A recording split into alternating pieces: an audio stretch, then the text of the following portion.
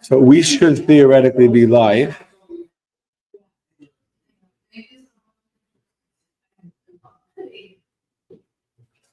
Okay. Good evening. We should theoretically be live.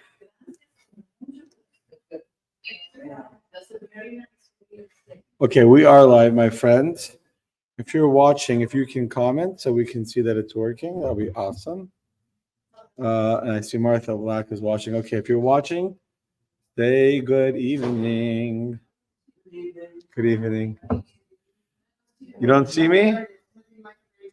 Say living like a rainbow, or living life like a rainbow? Just living like a rainbow? Okay, I missed the word life. It's okay. Living like a rainbow.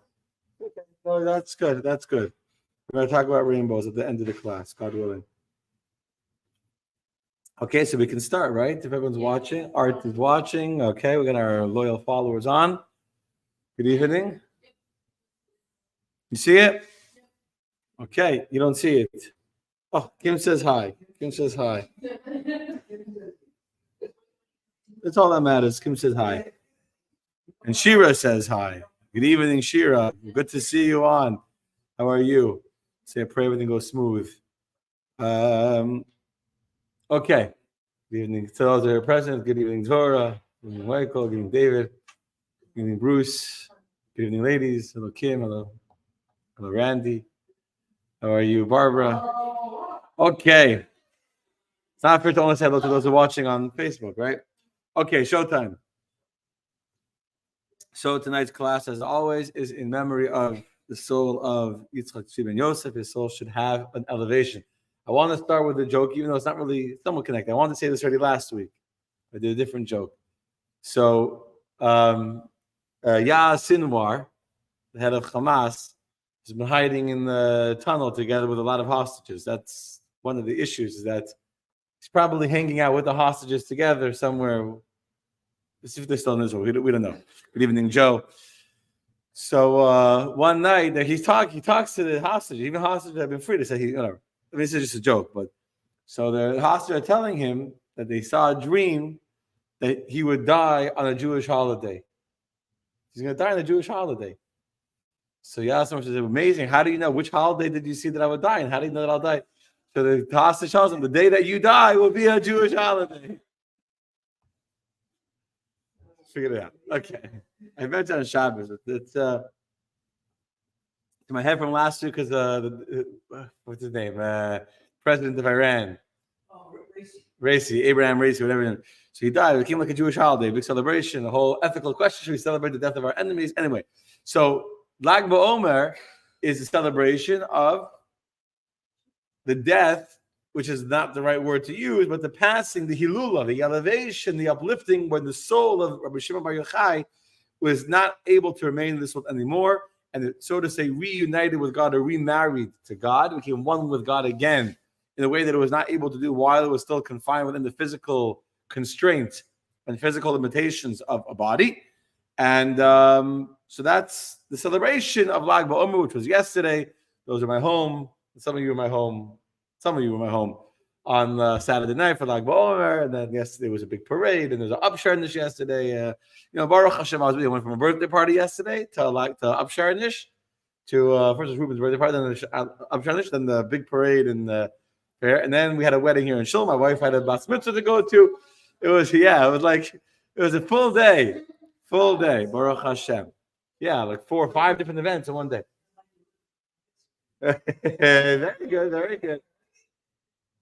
So good evening, Shavuot Tov from Michigan, Shavuot Tov from Northampton, Massachusetts. Good evening, Boker Tov from Australia. I love it. Okay, so we're going to talk about the passing. Oh, not the passing. We're going to talk about not the passing, actually. We're going to talk about the life of Rabbi Shimon bar Yochai, who was the student of Rabbi Akiva. Remember, last Monday night, we did a full hour-long discussion. I went overtime, and I couldn't stop myself. I suffer from that problem on the life of Rabbi Akiva. So tonight we're going to talk about one of the primary students. There were 5 students of Rabbi Akiva, which he was one of the most amazing things about Rabbi Akiva is that even when he faced such destruction and 24,000 of his students died, and it literally seemed like it was helpless, and the Romans had destroyed Judaism and that we had no future, you think things look bad now. Things looked worse back then, just put into context. And yet, despite that fear and that seemingly terrible situation, he remained very, very optimistic. He did the right thing. He took 5 students, and one of them was Rabbi Shimon bar Yochai, who is a tremendous genius in Torah. He's most known for being a Kabbalist, for being a mystic, and for being the author of the Zohar, or at least the beginning part, the first part of the Zohar, which is written by Rabbi Shimon bar Yochai while he was hiding in the cave with his son. That's what he's most famous for. But the truth is, Rabbi Shimon bar Yochai is a very important rabbi in Talmudic literature and in the revealed part of Torah, in the regular. If you were to say the regular parts of Talmud, you don't need to be a Hasidic Jew or a Kabbalist to study regular Talmud. Rabbi Shimon bar Yochai is mentioned very, very frequently. In fact, it says that even when halacha is not according to his opinion, the Talmud says, "Kedai Rabbi Shimon l'smech you can rely on his opinion. He's can be relied upon to count on him. He's a reliable person." And in fact, I read something amazing that there's not one single chapter of the Talmud in which he is not quoted in some context or other. Meaning, so we know him as the author of the Zohar. He was a tremendous rabbi of a tremendous impact in the transition, I just blanked out. In the passing down of the Torah through the generations, of continuing that the journey of Torah, the Masorah, of how to live life as an observant Jew. He was a primary rabbi in that very pivotal juncture of Jewish history. In the time of Hadrian, the Roman emperor was trying to kill the Jews and give the Jews tremendous challenges and tremendous suffering. He was one that kept it going. In fact, any unquoted statement in the entire Sifri, which is a work of Medrash, again, not spiritual Kabbalistic works, is attributed automatically to him. He's considered the primary author when we don't have a name of someone else that this particular statement is being attributed to. So he's a tremendous rabbi in and of itself, without even getting into the Kabbalistic aspect, which we'll get to, of course. Tremendous person. So let's go through his life story. And then more importantly, let's go through what made him a unique leader of all leaders within the history of Jewish life. And we'll try and see a little bit how we can, in some ways, try and emulate that. Obviously not on his level, but in some ways. Okay? Deal? Deal. So, first of all, I heard this week, an amazing story about the parents of Rabbi Shimon Yochai I never knew before, that his parents actually were not able to have children. They were going through a tough time, and it was very hard. And then Rabbi Shimon bar Yochai, his wife, would cry a lot praying for children. And then one time, he had a dream, and he saw in the dream he was walking in an orchard full of trees, that beautiful fruits. He saw a man was watering the trees. And then this angel, this holy-looking man. And then he came to one tree, the man came to his tree, and it looked empty. There were no fruits on it. And then he took a cup with a small little, with like water, with a small amount, and he poured it on the tree, and fruits began to bloom. So he was like, wow. He was sure this is a sign that his tree till now had been barren, but this holy Jew that had been watering the trees, now water his tree, he would also have children. So his wife was very excited. She said, go ask your teacher, Rabbi Akiva, to interpret the dream. And sure enough, that was the interpretation that you're going to have children. So he asked Rabbi Akiva, what was it? Why with all the other people by the tree decided he had a big bucket of water? And by me, he took out a small little flask of water, a small cup, and just a little bit of water, he watered the tree. Like, why only a little bit? So Rabbi Akiva told Rabbi Shimon bar Yochai that what you saw him holding, that little flask, was not water. It was the tears of your wife when she cried praying for a child. So it was those tears that made the tree began to flourish. And that was a child, Rabbi Shimon bar Yochai, that was born after this dream and this prophetic promise of a child. Now, we talked already last week about the difficult times of the Jews living under the Roman rule. The emperor at the time was called Hadrian, or the Hadrianic era. It was a terrible, terrible, terrible time for the Jews, where Hadrian was committed to his version of the final solution.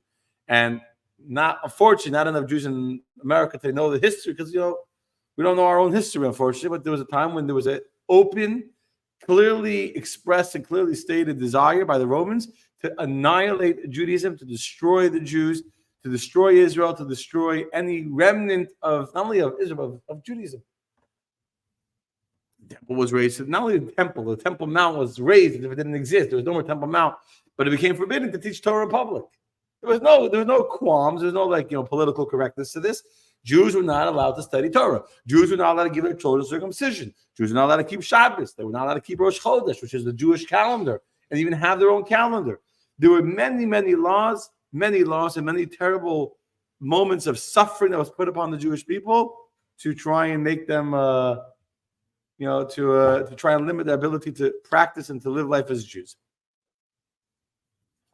Very, very difficult time.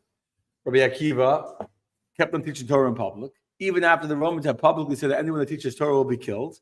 And eventually, as we talked about last week, he was imprisoned. During the time that he was imprisoned, his student Rabbi Shimon Yochai will come to the prison to learn Torah with him. He's in prison for the sin of teaching Torah. And yet Rabbi Shimon Yochai will come to learn from his teacher. And if Rabbi Shimon Yochai, Rabbi Akiva told him, I'm not going to teach you in prison. They're going to kill us both. So he said, you're going to die anyway. You're not risking your life to teach me Torah. I'm risking my life, so you shouldn't stop me. So Rabbi Akiva said, I'm not going to teach you. You have to stay alive. You have to keep on, anyway. But he came to his teacher. He came to learn. His love for learning was very, very great.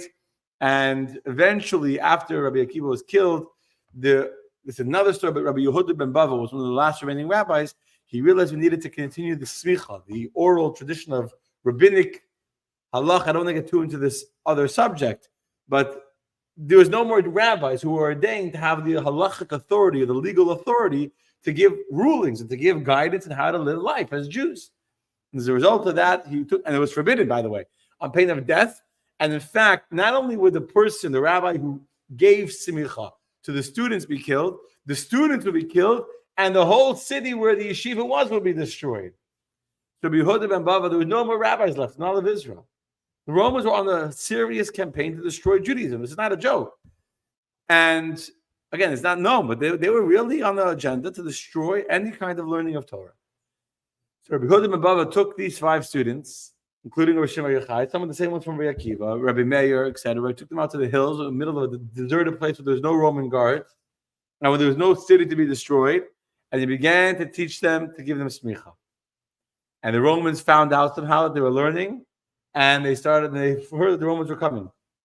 He told Rabbi Yehuda ben Bava told his 5 students, run away, and I'll stop the Romans. He gave them smicha, and they ran into the hills, and he stood in the path to block them. This old rabbi, to block the Roman army. And it says that he was riddled with so many spears of the Romans that his body became like a net. That's how many holes there were through his body, like a sieve. I think is actually the expression used, like a sieve. You sift flour. That's how many holes were in his body from the death that he received from the Romans when he blocked the path that they should be able to continue chasing, and they killed him instead. So he died, and his 5 students, they continued, including Rabbi Shimon bar Yochai, who escaped and continued teaching Torah. It was a very tough time. Eventually, Hadrian died. Thank God. It was a big celebration. And the decrees became a little bit less. Far from, good, but the intensity was a little bit less. And one day, they were sitting together, 3 rabbis were trying to decide what should be the Jewish response to the Romans. The Romans officially wanted to make some kind of peace treaty with the Jews. Officially. They were offering to stop persecuting the rabbis because until it was forbidden to have a yeshiva, forbidden to teach, and they were willing to negotiate, so to say, trying to open. So they were having a private meeting, 3 of the great rabbis at the time, to plan how should we as a Jewish community respond to the Romans. Now they went out to the vineyard because they knew that the walls had ears, so they thought to be in the vineyard would be okay. But unbeknownst to them, one of their students, his name was Yehuda ben Gerim, Yehuda the son of converts, was actually an informer of the Romans. He was a secret spy, and he reported the entire conversation to the Romans. How did the conversation go down? So there were 3 rabbis there. There was Rabbi Yossi Haglili, there was Rabbi Yehuda, and there's Rabbi Shimon bar Yochai. So Rabbi Yehuda said, look, the Romans have done beautiful things. They built roads, they built irrigation and plumbing, they built sewage, they made bathhouses and cleaned up the society in many ways physically, roads and places to wash our bodies and bathhouses. So listen, they're doing good things. We have to appreciate them, and we should appreciate what they're doing for us. And they'll come rebuild the land of Israel been destroyed by the wars, destroyed, and they'll rebuild Israel. Or rather, they were rebuilding. They were putting roads into Israel and putting bridges into Israel. Like they're rebuilding the infrastructure in Israel. Rabbi Yossi Aglili remained silent. He didn't speak. And Rabbi Shimon bar Yochai, you have to remember, Shimon bar Yochai had seen his teacher being tortured to death by the Romans. So he had no love in his heart for the Romans. He had watched how they had not just killed Rabbi Akiva, they had brutally, sadistically tortured him to death. And so he says that absolutely not. Everything they do for their own benefit. I don't know the exact words. Said everything they do for their own good. You think they're building roads and bridges for their own, because they love you? They're building roads. They can tax you. They can put a toll. The roads had a toll. You have to pay a toll. They're doing it for their own benefit. They're building bathhouses. They can charge you an entrance fee. They're not. Let's not pretend to convince ourselves they're like some holy people that have our intentions at heart. They're very self-serving people. Everything they do is for their own benefit. And he spoke very, very bitterly against the Romans, and we should not be fooled by their quote-unquote friendship. Unbeknownst to him, this was all repeated back to the Romans.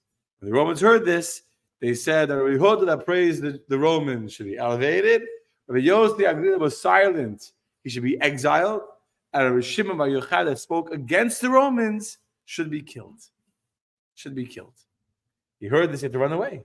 They wanted to kill him because he spoke against the Romans in this private conversation with the other rabbis. So first he ran to hide in one place and another place, and his wife would come and bring him food and hiding him and his son. And then he began to worry, and he said, I know what's going to happen. The Romans, not going to know where I am. What are they going to do? They're going to kill me. They're going to take my wife and torture her to reveal my hiding place. So it's better for her sake that she shouldn't know where I am, so she shouldn't be under threat that they're going to try and torture her to find out where I'm hiding. So he went with his son without telling anybody, not his students, not his wife. And he went to a mountain, to a cave, somewhere in the north of Israel, and there he hid in a hidden cave, him and his son, for 12 years. And no one in the world knew who they were. Nobody. They're literally off the grid. Off the grid, no cell phone, no nothing, no food, no nothing. They had the clothing that they were wearing, that was it. By the way, they didn't have clothing. They came with the clothing they were wearing. Now it's going to wear out. So actually what they did is they came to the cave, they took off their clothing so it shouldn't wear out, and they buried their bodies in the sand. And on Shabbos, for the honor of Shabbos, they would get dressed in their clothing on Shabbos, in the Shabbos clothing.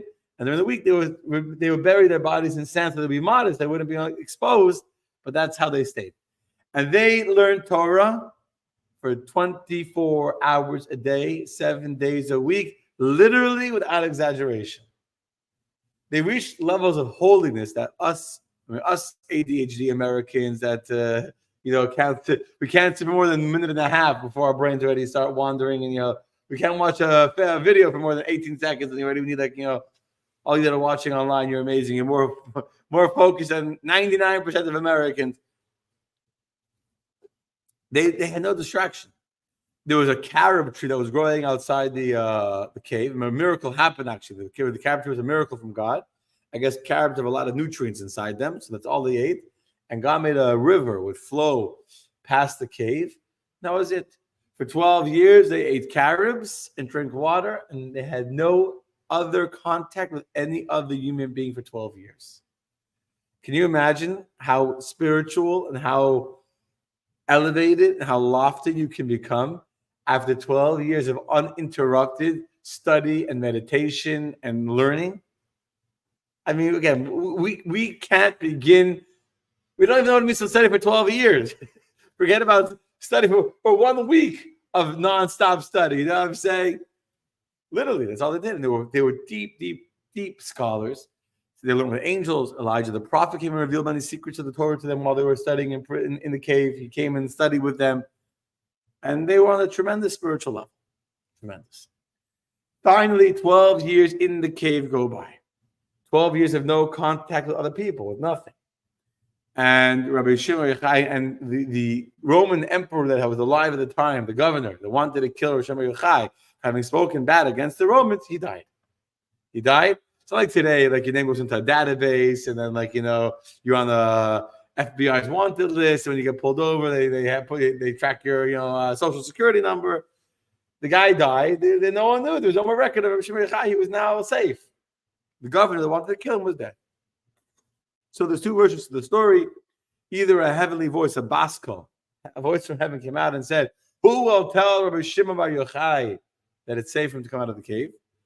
Rabbi Shimon Bar Yochai heard, God didn't speak to him directly, but third person. He heard the voice saying it's safe for him to come out of the cave. Or another version is that Elijah the prophet himself came to visit Rabbi Shimon Bar Yochai and told him that it's safe. Those that were trying to kill you have died, and you can now go back home. So this is a famous part of the story. I said this on Shabbos in a different context. He came out of the cave. What's the first thing he saw? A man is working in the field. Yeah, he's wearing his overalls and he's wearing a big straw hat. And this is my own, I don't know, how to say the straw hat part. But he's wearing work clothing. He's wearing boots. He's carrying a pitchfork. And there's next to a cow, an ox. The cow is going moo, and he's plowing the field. And Shimon Yochai sees a healthy person, a healthy human being, who's using his energy and his strength not to study Torah, but instead to plow the field. He went crazy. This is what a person does. You have energy and you're wasting your time working in the field instead of learning Torah. And he stared at the field. He gave such an intense look of displeasure at the field. The entire field just blew up, went on fire. Any movie that has your laser vision, I don't know the movies. They look like right. It started with Shimon Yochai, laser vision. Yeah, that's what happens. He looked, and beams of fire came out of his eyes. Explosion, the field blew up. And God was not so happy with this display of holiness that Rabbi Shimon Yochai pulled off. And the heavenly voice came out from the heaven and said, "Did I send you out of the cave to destroy my world? Is that what I sent you out, to go destroy the world? Back into the cave. Back into your corner." Again, I'm paraphrasing a little bit. I don't know. Let's say back into your corner. But back into the cave, what God did tell him. Back into the cave. So he goes back into the cave for a full another year. When he comes out of the cave a year later, he's now a changed human being. He's not the same person he was a year ago. He's come to understand the importance of combining the spiritual with the physical, of bringing God into the world, into the physicality of the world, into the plowing, into the harvesting, into the fact that we need to make a living, and we need to work the field, we need to work with our hands to have food to eat. And so he comes out of the cave and he asks, is there anything that needs to be fixed? He asks, anything needs to be fixed. So I tell him, yeah, in Tiberias, there's a big area. It was either marketplace that Kohanim were not allowed to go into, priests were not allowed to go into, because there had been some war years earlier, and many people have been killed in the war, and they had not been buried properly. They hadn't been buried properly, and because of that, because they weren't buried properly, they're just buried right there without proper grave mark, like here, here lies so and so, beloved father, grandfather, and brother. Okay, it was missing. So no Kohanim couldn't walk, priests couldn't walk in the field because of the ritual impurity anywhere. So it was a big disconvenience for the priests. They couldn't enter this marketplace. So Shimon Yochai went with his son, and he either said a prayer, or maybe he put seeds on the field, and he walked, and he put seeds, and wherever he walked, where there was a dead body buried in that space, the bones of that dead body came up to the surface. Bones came up. They were able to then mark exactly where were the graves in the areas. The priests could know, here's where there's a grave, here's where I can't walk, here there's no grave, here I could walk. And he fixed the field and people could walk through there. And then it came Friday afternoon, and maybe first I remember, Friday afternoon, they saw a man running to the marketplace. He was holding two myrtles, two hadassim. You know what a myrtle is, right? Like spice and flowers. So they asked him, man, where are you running to with these two myrtles? So he said, Shabbos is coming. I'm running home for Shabbos to go prepare to my wife flowers for Shabbos. She said, why do you need two myrtles? Why is one not enough? So he says, one myrtle is for when God in the Ten Commandments told us to Zachor, it's Yom HaShabbos Akasha, to remember the day of Shabbos, to keep it holy, to honor Shabbos by making Kiddush, Shabbos clothing, Shabbos food, etc. And the second myrtle for Shamor, es Yom HaShabbos, to guard the day of Shabbos, not to do work on Shabbos, not to use fire, etc., to prevent Shabbos from becoming a regular, another weekday should be a special day.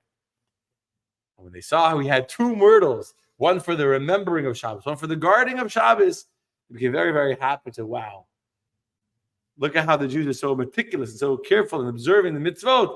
They may not be big Torah scholars. Maybe the guy works all week and he's running. It's almost Shabbos. Not like the guy goes Friday afternoon, he gets ready early, goes to yeshiva early to the shul early to go study. He's running, one of those guys last minute. They're always running. Some people, no matter what time Shabbos can start at midnight. They'll still be running last minute to get ready for Shabbos. 11:58, 2 minutes before Shabbos, they'll still be running around like chickens without a head on trying to get ready for Shabbos. Some people are like that, right? Some people. You give me a look. So he's running, but he's still careful in keeping Shabbos. He has these two myrtles. And so then, when he came out the second time, he made the world into a better place. Okay. Now, one more story of burning stuff up. First of all, years later, Rabbi Shimon Yochai was walking in the marketplace in the town of Tekoa. That's where he lived, actually, town of Tekoa in the north. And you know who he met there one day? This guy, Yehuda ben Gerim, the guy that the informer, the one that had snitched on him to the Roman authorities and had gotten him into big trouble. We had to run away and hide and almost got killed, had to run for his life and hide in the cave for 13 years. And Rabbi Shimon Yochai saw him and said, is this man still alive? He looked at him. You know what happened? He didn't burn. He turned into a pile of bones. Pile of bones. He just fell apart. He died. Became a pile of bones. He just died. He was a pretty dangerous guy, Shimon Yochai. By the way, there's another story. I'll tell you. Okay, fine. Anyway, one time, I'll tell you the story now. So, even though things were a little bit better for the Jews, but thank you, Carmen, for that beautiful message. Even though things were a little bit better for the Jews now, it wasn't the same intensity of the time of Rabbi Akiva when the Romans were literally killing Jews left, right, and center, throwing them to the lions, gladiators, and to the Colosseums. But still, there were many laws against the Jews. And there were many laws that weren't being enforced with the same viciousness, but the laws were still very anti-Jewish. Keeping Shabbos was still illegal. You have to understand, the Romans had made it illegal to keep Shabbos. So maybe they wouldn't kill someone on the street and tell them keeping Shabbos, but it was still illegal. So decided they wanted to go to the Roman king, to the emperor in Rome, to a delegation to try and formally have these decrees rescinded, that the Jews should once again at least be formally allowed to live as Jews in our homeland and to live as Jews. Even not in Israel, even in Babylonia and other places where Jews are still living in Israel at this time. So they wanted to take a delegation to Rome, and Rabbi Shimon Bar Yochai was chosen to head the delegation. Okay, he was a man that has miracles. You can rely on him for miracles. Side note to the story, but I'll say how Rabbi Shimon Yochai had this kind of look. You look at something too harshly, and next thing you know, there was a fire burning, So they took one of the rabbis chosen for the delegation was the son of, I think, Rabbi Yochai ben Hagmir, his friend, his son. So he said, his father heard that his son had been chosen. One of the rabbis said, his company, Rabbi Shimon Yochai, in the journey. Rabbi Shimon Yochai was the main rabbi going, but other rabbis were going with him, students, whatever. So those rabbis, I think it was him, I may be wrong who it was, said, I don't want my son to go. I don't want him to go. I don't give him permission to travel with you. So Rabbi Shimon Yochai said, I don't understand. I'm willing to go risk my life. Traveling to Rome is dangerous. You're traveling into the lion's den. So Rabbi Shimon Yochai said to his colleague, to his friend, I don't understand. I'm willing to risk my life to go into Rome, to go fight to the Jewish people. My own life. You won't let your son travel with me and risk his life? Like, if I'm willing to do it, why would you not let your son do it? So I think there's a Yossi Haglili, and I may be wrong which rabbi was, but said to Rabbi Shimon Yochai, I'm not afraid of the Romans. I'm afraid of my son going with you. I'm afraid of my son. I know my son. He's a little bit of a chutzpahniak. He's a little bit of a, he's going to say the wrong thing, and you make him look, and you may burn him up. I'm worried about you destroying him on the journey. I'm not worried about the Romans on the journey. I don't trust him to travel, the two of you together, him not to get himself into trouble and get himself. So Shimon Yochai promised the father of his student, don't worry, I won't burn them up. I won't burn them up.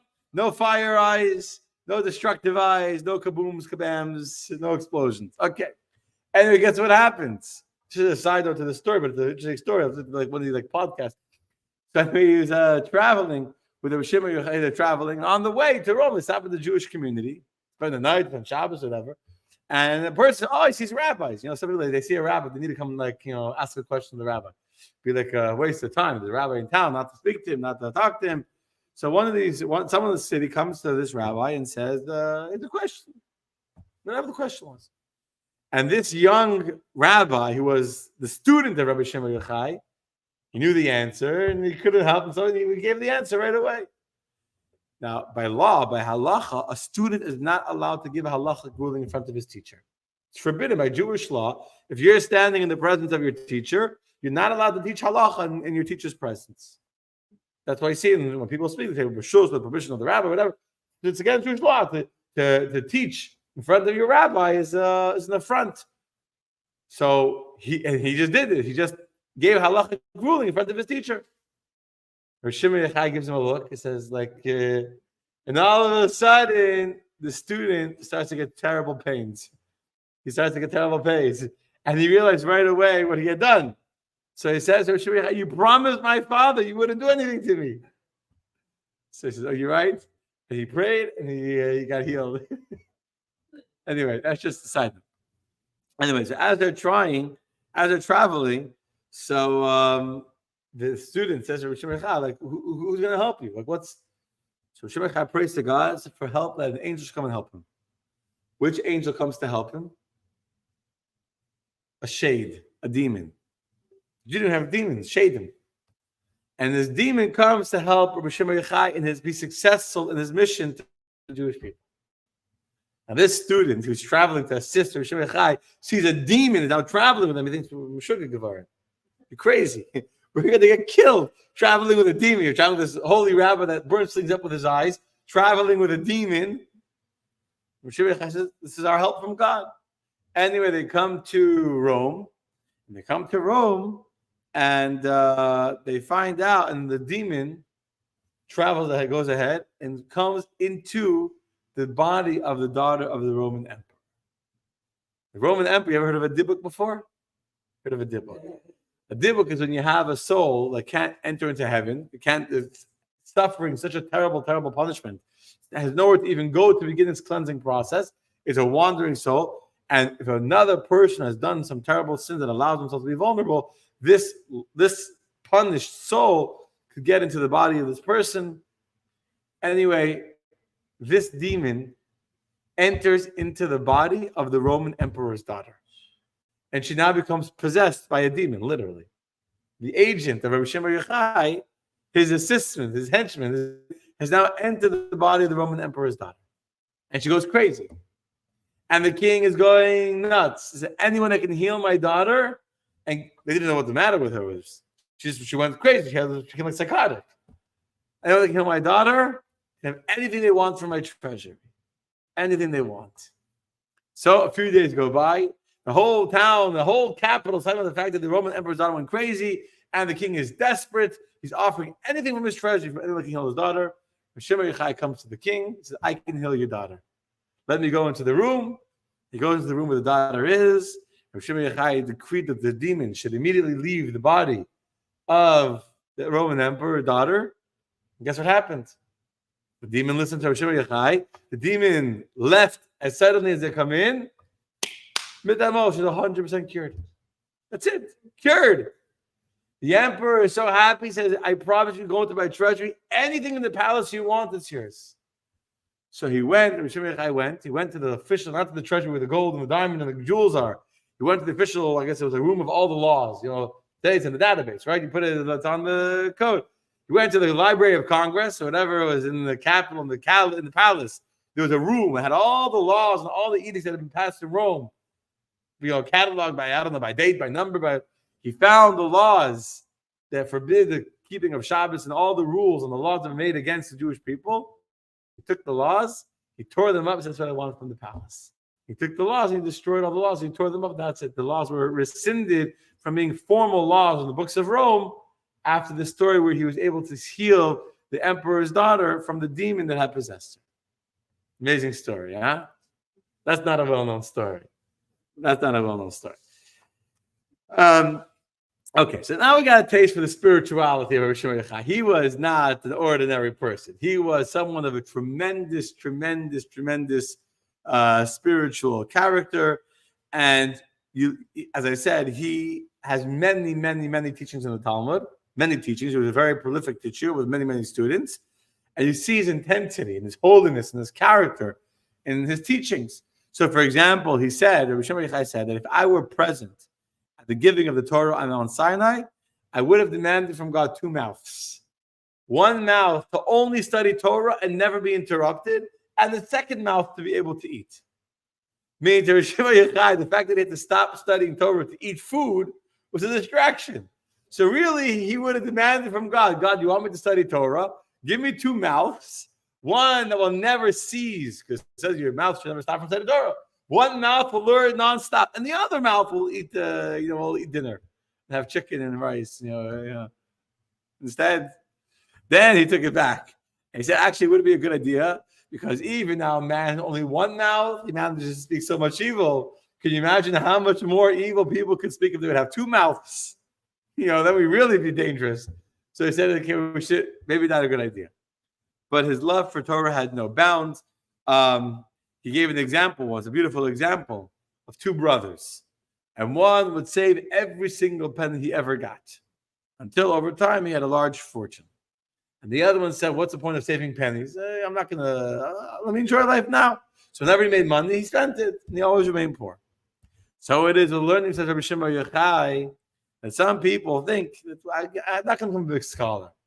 What's it going to help to try and study a little bit here, a little bit there, a little bit there? I'm not going to become a big scholar. So whatever, I'll just enjoy life. I'll watch a movie instead.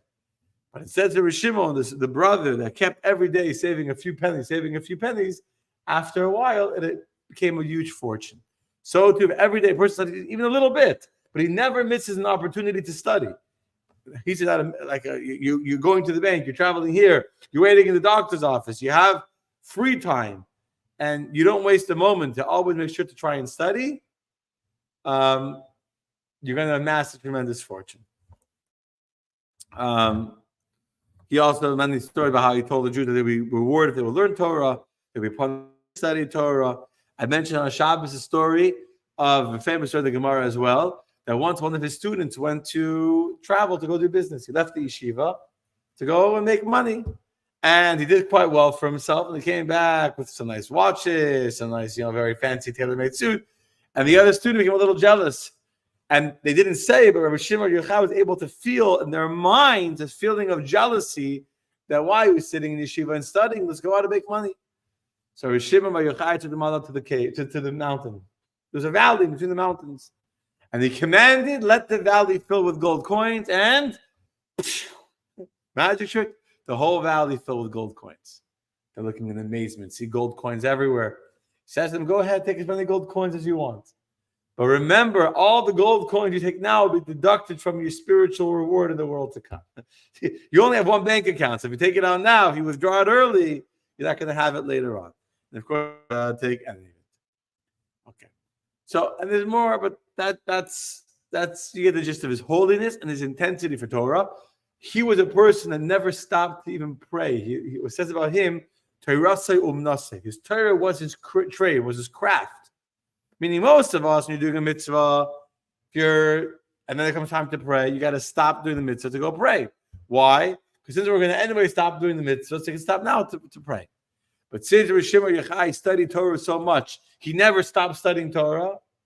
He was not required by Jewish law to stop to pray.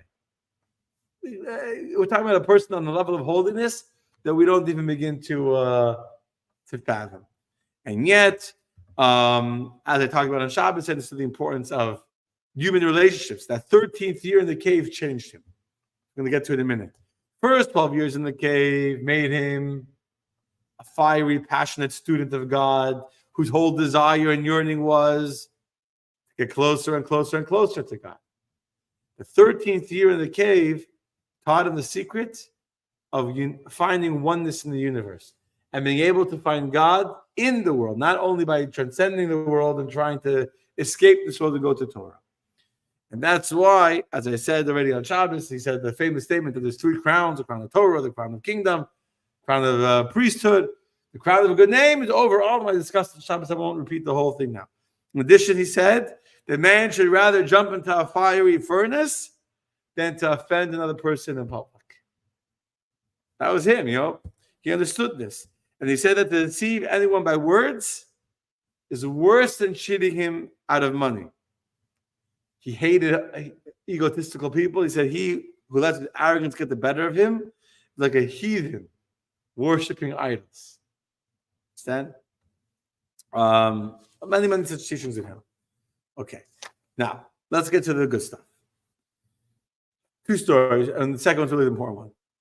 The Zohar tells us that he had the power to bring rain through teaching Torah. That's how powerful his teaching of Torah was. There was once a drought in the land of Israel. It was a drought. And these Jews came to Shimon Yochai and said, Rabbi, pray for us that we should have rain because we don't have rain and there's a drought in the land, there's a famine. And most rabbis, what would they do? They would pray. They would pray. But instead of praying, he started to teach Torah. He taught a verse, Hine matov manoyim, sheves achim gam yachad. How beautiful, pleasant is it when brothers sit together as one. Shevet achim, many times, right? Hine matov manoyim, shevet achim gam yachad. Hine matovi. So that pasuk, that verse, how beautiful is it when brothers sit together. He quoted that verse, and we're going to teach Torah on that verse. He taught Torah on the verse about brothers sitting together in one. The rain started to come down. He didn't have to pray for it. He just taught, and automatically rain came down.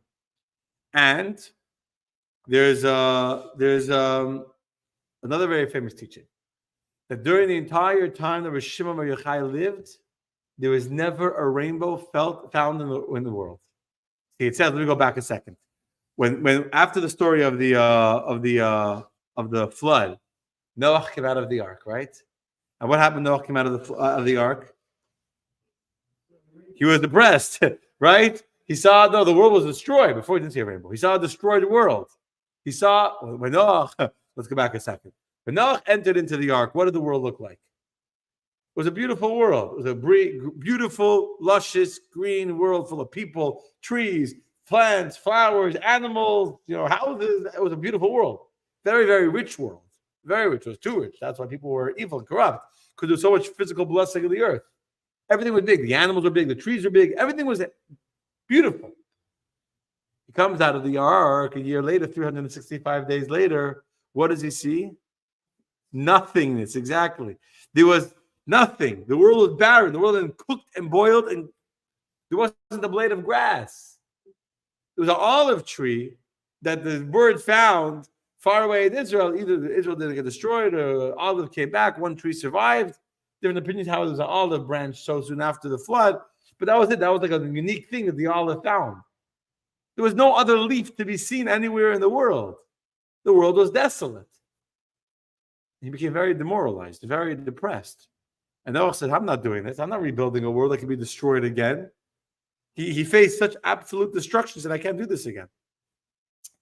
So God came to Noah and he made with Noah a vow. What was the vow he said to him?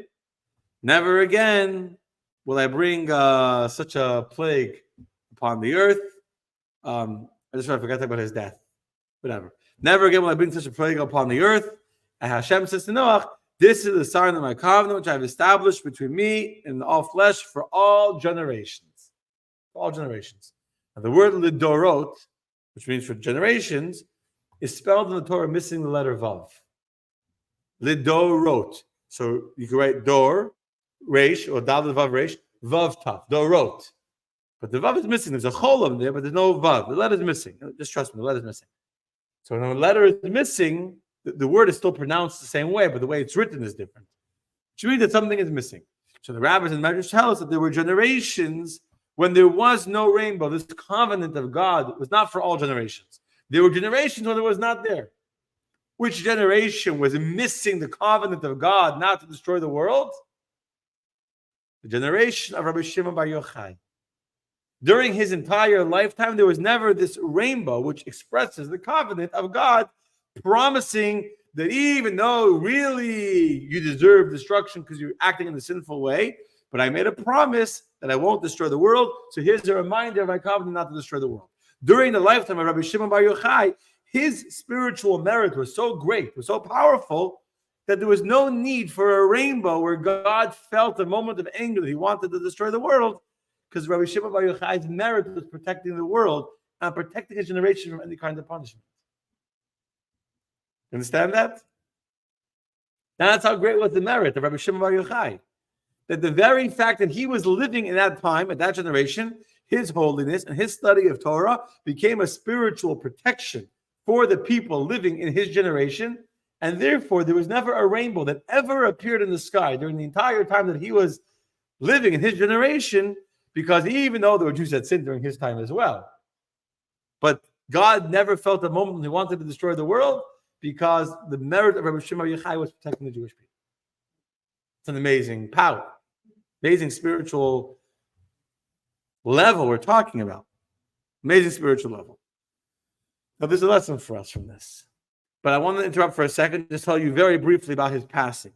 When Shimon bar Yochai passed away, which is part of why we celebrate Lag BaOmer, was a day of tremendous celebration. Shimon bar Yochai gathered his students into his home, and he said to them, today I'm going to die, and because I'm going to die, I'm now going to reveal to you secrets of the Torah I was never able to reveal before. Reveal secrets of the Torah I was never able to reveal before. Shimon bar Yochai began to expound such tremendous teachings. Zohar describes it in detail.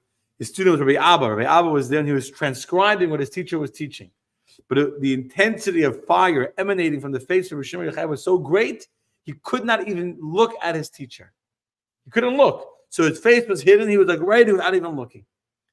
And Rabbi Shimon bar Yochai then said a verse with the word Chayim. Ki imcha mikar Chayim, because with you, God, with you is found the source of life, or with you is the source of all life. And when he said these words, that with you is the source of all life, a fire filled the entire house. And Rabbi Abba fell to the floor in fear. And all the students ran out of the house. They couldn't look, they couldn't see. And when the fire subsided, Rabbi Abba writes this in the Zohar.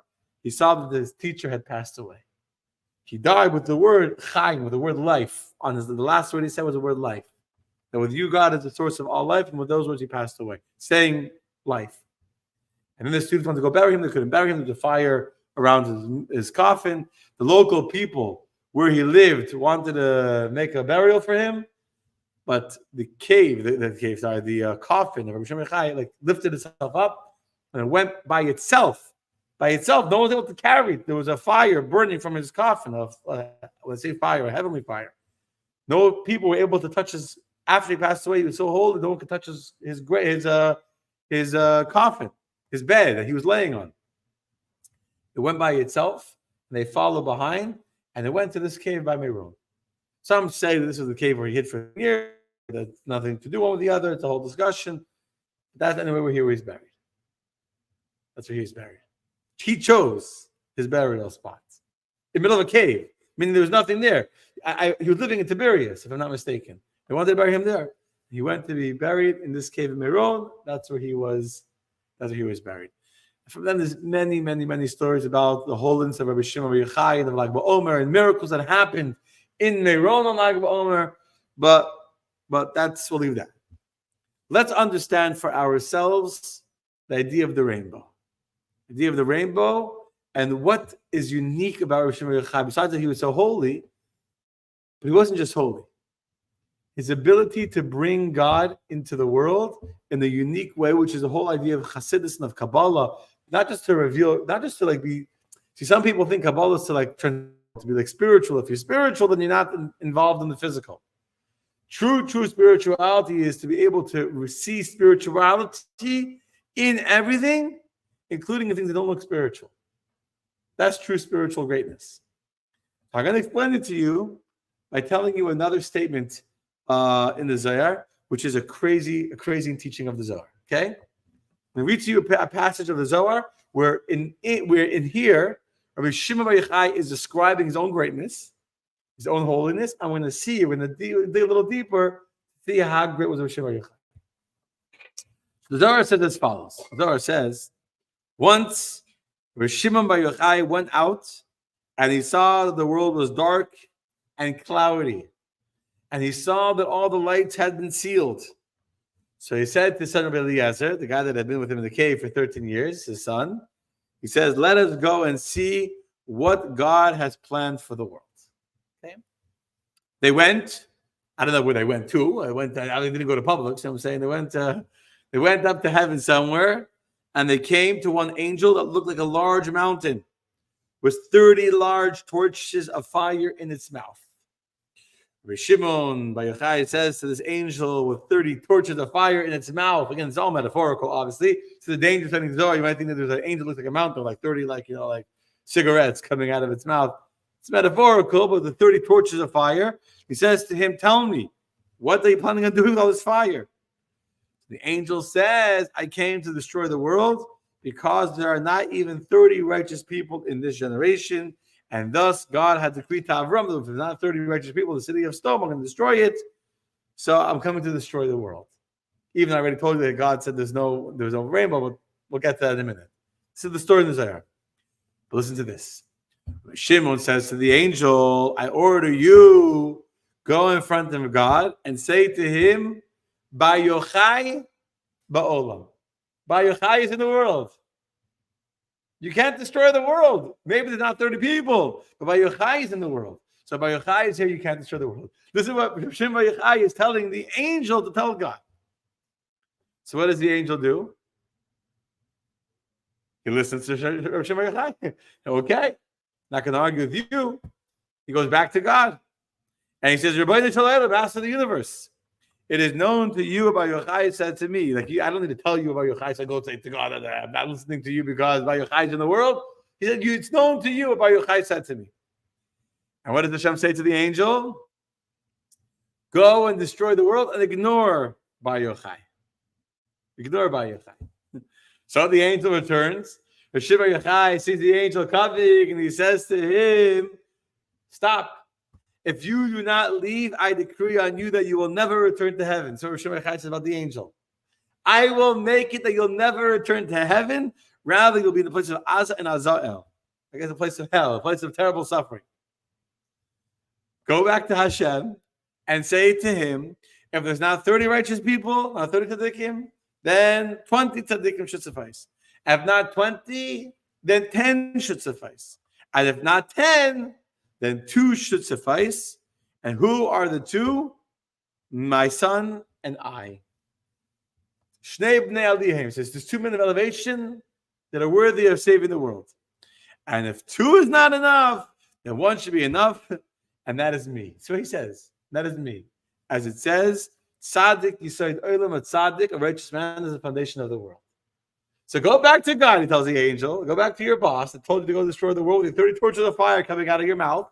And tell him that if 30 something comes out enough, 20.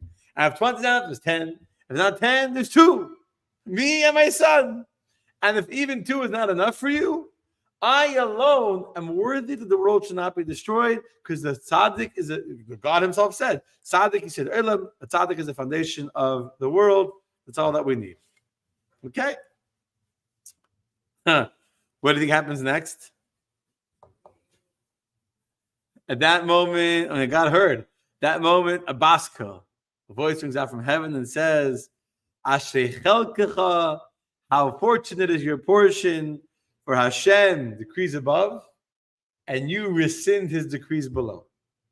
God made a decree to destroy the world above. HaKadosh Baruch Hu is Geyser, God is decreeing in heaven, and you below, you're being mevatel, you're nullifying God's decree in heaven. And this is what it means. It says in the verse, we say it in Ashrei, that Yirei Hashem,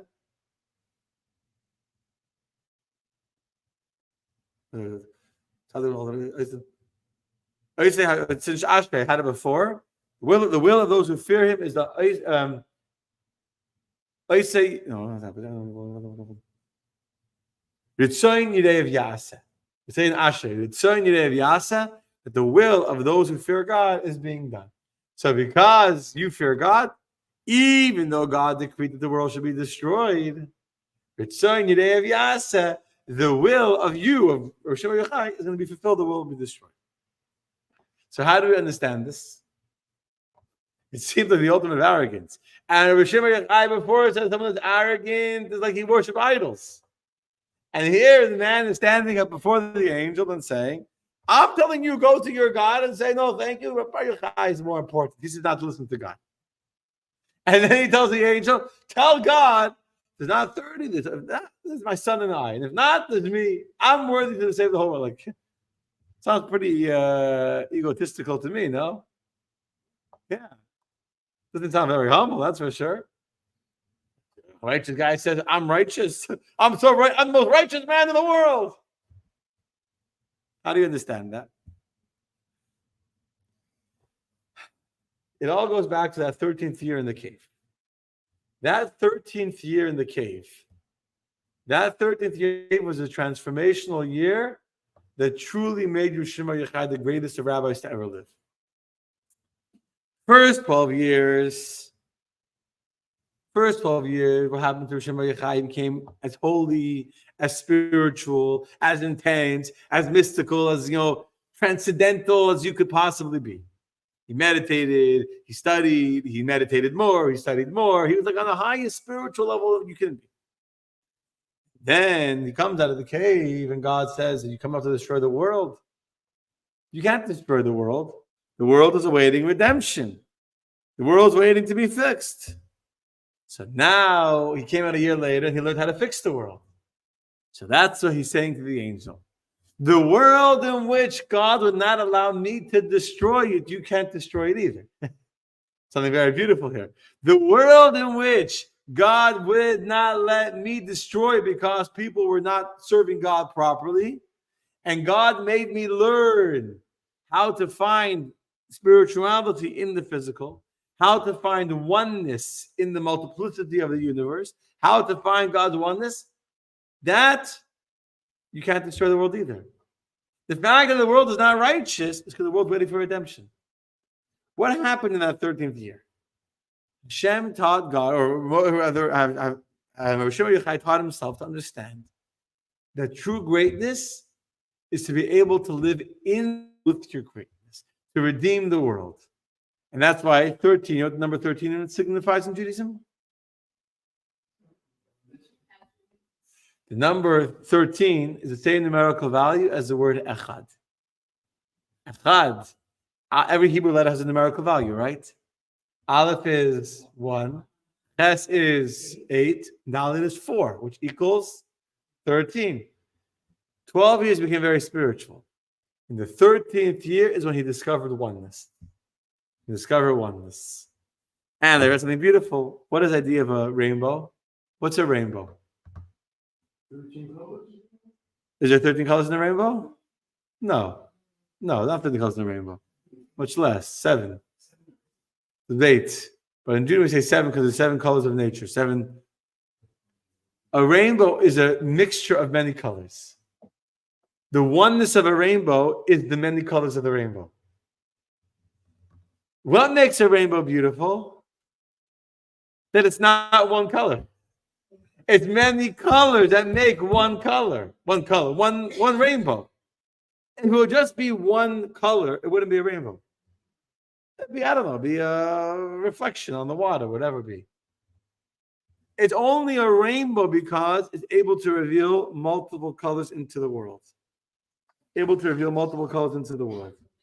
And this is what Rabbi Shimon Yochai is saying to the angel. So he's saying to the angel, Hashem made me learn how to fix the world. Go tell God we're not going to destroy the world. Why not? Because Bar Yochai is in the world. Meaning, I have taken responsibility to fix the world, to make the world a better place. I've been given a mission not to escape the world, which was what I would have done after 12 years in the cave. I would have joined you in destroying the world. You can take your 30 torches of fire. I'll take my X-ray eyes. Together, we'll blow everything up. But I've learned how to see God in different colors. I've learned how to see God in Torah, but I've also learned how to see God in a Jewish farmer that's planting in the field and trying to make a living the way God says to make a living. I've learned to see God in the Jew running Erev like a chicken without a head, last minute, holding two myrtles in his hand, one for Zachar, one for Shamar. At that moment, I see a Jew that's alive with a love for God, and I see the color of God in that person too. In that color too, I see God. And I've been able to see in the multiple colors of the world, the one light, the one God. And as long as I'm in the world, I take responsibility for revealing God in all those colors.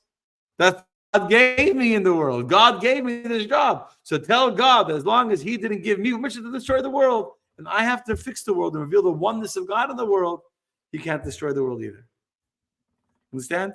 That's why Rashi didn't have a rainbow in heaven. He didn't need a reminder in heaven that God is over us, that God's not going to destroy us. In the world, He revealed in the world God's promise, God's covenant. That's what He revealed in the world. There's a story, a Hasidic story, the same idea. A different Gemara. The one the Rebbe was teaching a student, or the learning of the Gemara. It says that Rabbi Yochanan ben Zakkai, who was another very, very holy rabbi, he didn't leave any, he's describing his greatness. He knew everything, Mishnah, Torah, Mikra, Gemara, Halacha, Agada. He knew every single story and every spirit. It describes his greatness. And then it's about his student, Ginnisan ben Uziel, who was so holy that when he would learn Torah, birds that were flying over his head will burn up. Similar to Shimon Yochai, that the birds that were flying over his head with such an intensity of heat and fire coming from his learning of Torah, that the bird that flew over the head of Ginnisan ben Uziel burnt up. So the student asked the Rebbe, the Hasidic Rebbe, I don't understand. This student is a student of Rabbi Yochanan ben Zakkai. So, who is holier? Rabbi Yochanan ben Zakkai or the student that burnt up the birds over his head? So, you know what he answered him? So, he answered him the greatness of his teacher was that a bird could fly over his head and remain unscathed. That a bird should fly over your head and get burnt up and be very, very holy. His teacher was so great that a bird could fly over him and not get burnt by the fire. Same point. Same point. Rabbi Shimon Yochai, in his 13th year of the cave, reached Echad. 13 is the number of one. The greatness of Kabbalah, which many people don't understand, the greatness of Hasidus, which is even more pronounced, is not to escape the world by being spiritual and mystical. The greatness of Kabbalah is to reveal the inner light, the panemius of the Torah, the inner dimension of reality. To reveal the inner truth, the inner greatness, the inner oneness. Things only look separate when you don't see their purpose. So if you walk into this room and you see chairs and tables, they look different. Chair is lower and it's only 24 inches wide, and the table is higher and it's 6 feet wide. Like they look different. But if inside the purpose is to have a room you can sit and study and pray and all that, so both of them are serving one purpose. Tables and the chairs are not two different things. They're both part of one overall theme. And that's what Chassidus and what Kabbalah does. And this is the true greatness of Rabbi Shimon Yochai, who was able, after 13 years in the cave, to live life like a rainbow. To be able to see God in each and every different color, and to see God in that color as well. In the Jew that studies, in the Jew that prays, in the Jew that gives charity, in the Jew that runs Erev Shabbos to go prepare by, in the Jew that volunteers in the soup kitchen, in the Jew that stands for Israel, in the Jew that comes to make a minyan so we can say Kaddish. In each action, he saw the oneness of God in that too. And that's the story of my friend Rabbi Shimon Yochai. Good night to everyone that's been watching. Thank you very, very much. God should bless you all. Thank you for watching from Pennsylvania. Thank you for watching for Olympia, Washington State. Maria, God should give you many, many, many blessings and good things. Thanks to all of you watching our personal page. Baruch Hashem, I think that we survived with no internet problems today. Baruch Hashem. Thank you, Art. Okay, next week, same time, same place. Same time, same place, same channel. I don't know what the theme will be yet. Different story. Very good. Different story. I have no idea what next class will be about yet, but I'm sure I already start now thinking about next week. I'm saying already now, verse. I like we'll find something inspiring. I'm sure. Bezrat Hashem, Andrea, Laila Tov, Shira, thank you. I'm glad you enjoyed it. Only blessings. Thank you, Angelina. Thank you, Joe. Thank you, Regina. God bless you all. Laila Tov.